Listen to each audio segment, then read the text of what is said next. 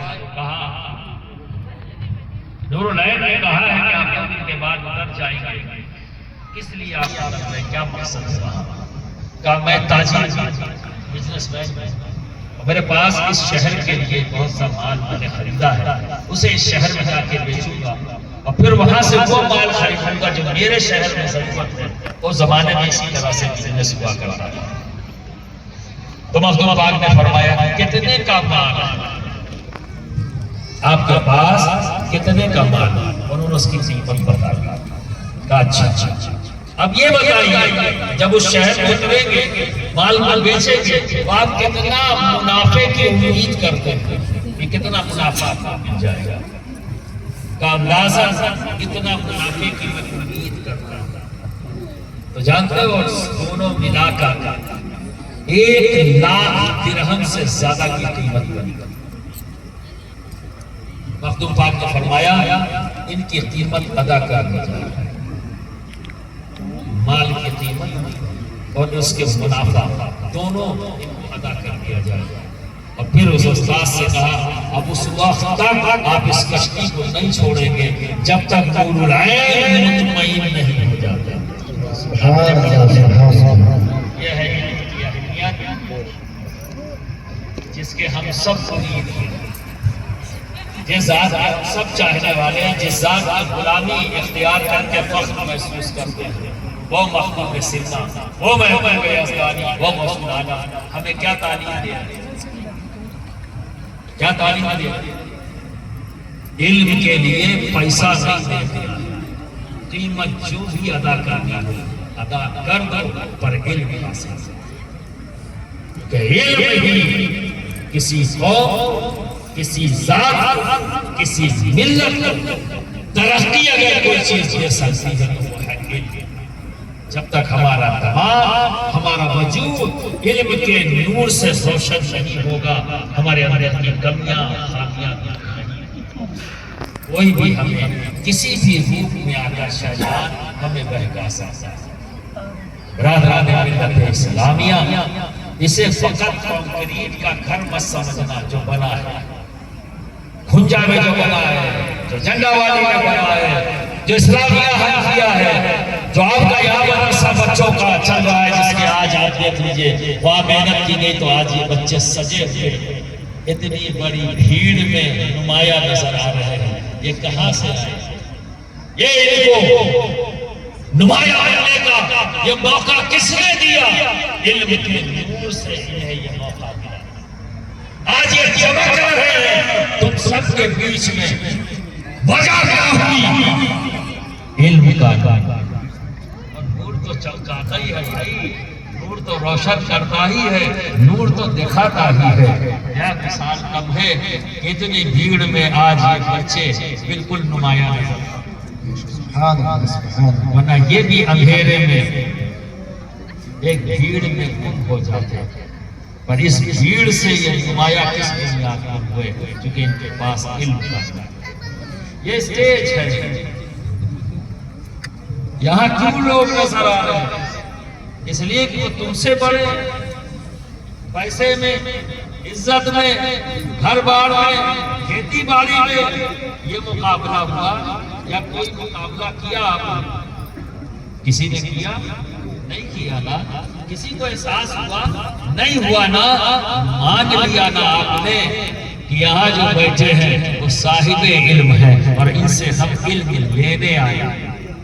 देने वाला हमेशा हाथ यूं रखता है और देने वाला हाथ यूं होता है, इसीलिए आप वहां हैं। ये छोटे बड़े का मामला नहीं है, ये लेन देन का मामला है। और अदब का तकाजा यही है कि देने वाले को हमेशा ऊपर रखो और लेने वाले को हमेशा नीचे रखो। ये मैं नहीं कह रहा हूं, ये मैं नहीं कह रहा हूं। हम सब जिस इमाम के मुक़ल्लिद हैं, इमाम आज़म अबू हनीफा, बस आखिर टाइम ज्यादा हो गया। इमाम आज़म अबू हनीफा सबके इमाम हैं, मुक़ल्लिद हैं, हनफी इसीलिए कहलाते हैं। आपकी उम्र 12 साल और एक दहरिये ने चैलेंज कर दिया मुनाज़रे का। उसका सवाल था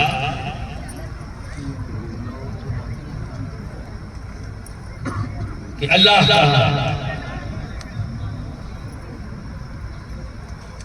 अल्लाह किस सिद्ध में, यानी उसका चेहरा किस तरह। तो उनके उस्ताद मुनाज़रा करने जा रहे थे। इमाम आज़म को पता लगा अभी शागिर्द अपने उस्ताद की बारगाह में, तो अपने उस्ताद से कहते उस्ताद मुझको मुनाज़रा करने 12 साल का बच्चे, ये तुम्हारी फील्ड नहीं है, अभी इल्म हासिल,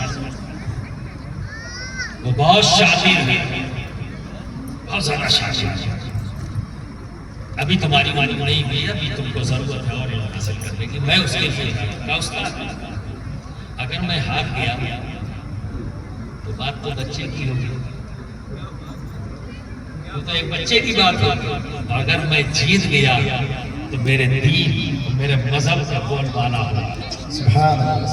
मुझे उस्ताद बता रहे हैं, हार गया तो क्या फर्क पड़ेगा, बच्चा हार गया, शायद उसके लिए भी सुबह का बाइस बने, लेकिन अगर जीत गया तो मेरे दीन का बोलबाला होगा, मेरे मजहब का बोलबाला होगा। उस्ताद का ठीक ठीक। अब दोनों तरफ स्टेज लग गया, उधर लहरिया अपनी पार्टी लेके खड़ा और उधर मुसलमान। उस्ताद 12 साल के इमाम आज़म, वहाँ कौन भीड़ है, मुसलमान परेशान, यार उस्ताद आए नहीं, और वो महक रहा है, उनको नहीं देख पा रहा, तो क्या चहक के बात कर रहा है, अभी तक नहीं आए, मुकाबला नहीं कर सके, और अब तो मैं जीत गया। अब ये शुरू हो रहा है क्योंकि वक्त खत्म होने वाला है, और इमाम आज़म कोशिश कर रहे हैं जाने की, लेकिन वो भीड़ में बच्चे को ठेल दे, वो चीख के कह रहे मैं आया हूँ मुनाज़रा करने, कोई ध्यान नहीं दे रहा है। लेकिन जब वक्त एकदम करीब आने लगा, वो खुशियां मनाने लगा कि अब तो मैं जीत गया, मेरी फिक्र जीत गई, इस्लाम की फिक्र हार गई, तरह की बातें करने लगा। अब उसमें जब इमाम आज़म वो 12 साल के बच्चे की शक्ल में, अरे मैं आया हूँ मुनाज़रा करने, तब लोगों को उम्मीद ये नजर आई।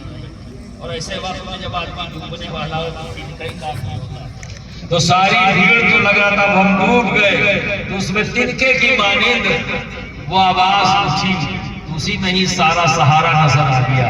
तो भीड़ ने इमाम आज़म को उठाया और सामने लेके गई, और वहां से आपने चीख के कहा मैं आया हूं तुमसे मुनाज़रा कर, तुम्हारे सवाल का तमाम जवाब दूंगा। तुम करोगे? कहा मैं करूंगा। तुम करोगे? हाँ मैं करूंगा। ठीक ठीक, बताओ क्या चाहते हो?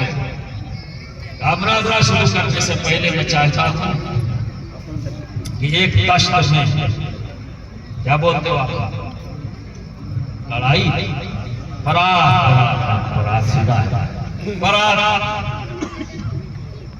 जिसमें आटा कूदा जाए उसी को कहते हैं ना परात।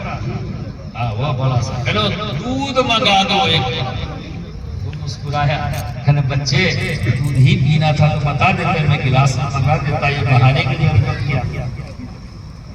अगर दूध ही पीना था तो बताते ना मुझसे मुझे दूध चाहिए, तो गिलास में मंगा देता, जग में मंगा देता, ये बहाना क्यों कर रहे हो? मंगाओ तो सही, मंगाओ तो सही। मंगाया, अगर आगे इमाम आज़म फरमाते हैं ये बताओ इस दूध में मक्खन है? तो उसने जवाब दिया है, मक्खन तो है। तो कहाँ है इस दूध में मक्खन कहाँ है, जरा बताओ। पूरे दूध में सवाल तो तुम्हारा ये है कि अल्लाह कहाँ है, जवाब मेरा यही कि वह हर जगह। अगर तू इस दूध से मक्खन को बता दे कि वो कहाँ है, तब मेरी जिम्मेदारी बनती कि मैं ये बताऊं अल्लाह का। जवाब तो यही है कि अल्लाह हर जगह ऐसे ही, जैसे मिसाल के दूध में जैसे मक्खन तो है, इससे इनकार है। फिर कहाँ है